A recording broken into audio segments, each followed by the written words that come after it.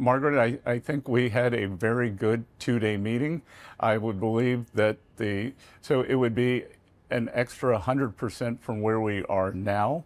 And I believe that that is effectively off the table. I'm not going to get ahead of the two leaders who will be meeting in Korea on Thursday, but I can tell you we had a very good 2 days. So I would expect that the threat of the 100% has gone away, as has the threat of the immediate imposition of the Chinese initiating a worldwide export control regime. That export control on rare earths, which is used in all sorts of electronics and automobiles, that'll be lifted? Well, it was never imposed. So they threatened to impose it in December, and President Trump, to give me and the trade team leverage, decided that it would be a good idea for him to threaten 100% additional tariff, and it did give us a great deal of leverage. President Trump's very good at creating leverage for us. This is the fifth meeting that we've had with the Chinese. My Chinese counterpart is the Vice Premier, Ho Feng. So we had a very good 2 days. We discussed a wide variety of issues, from the rare earth magnets to trade, to substantial purchases of American agricultural products, to the Chinese helping us in this fentanyl crisis that we have in the U.S.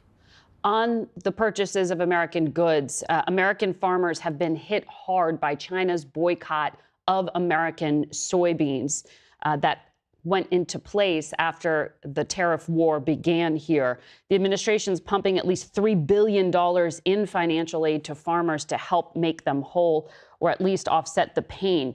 Can farmers expect to sell their soybeans to China again, and when?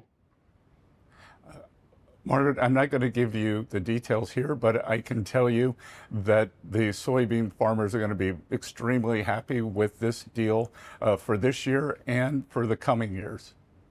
A few weeks ago, there was a photographer who snapped a photo of you texting with the agricultural secretary about this.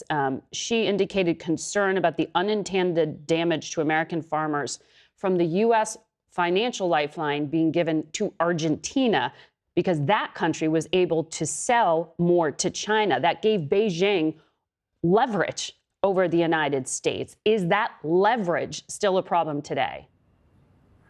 Well, first of all, that the text from Secretary Rollins was talking about a purchase of soybeans that the Chinese did, and Margaret, those soybeans were always going to get purchased. They just did it at a time when the Argentines had lifted their export taxes. So, you know, those soybeans were always going to be on the market. It's a global market.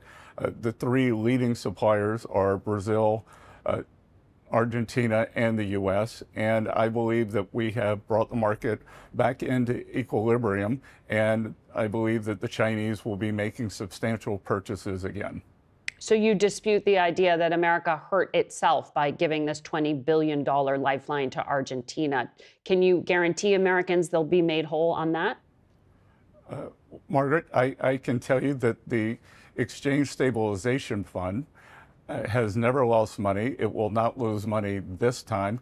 And we are not giving money to Argentina. It is a swap line, which the U.S. has done many times in the past, and we've never lost money.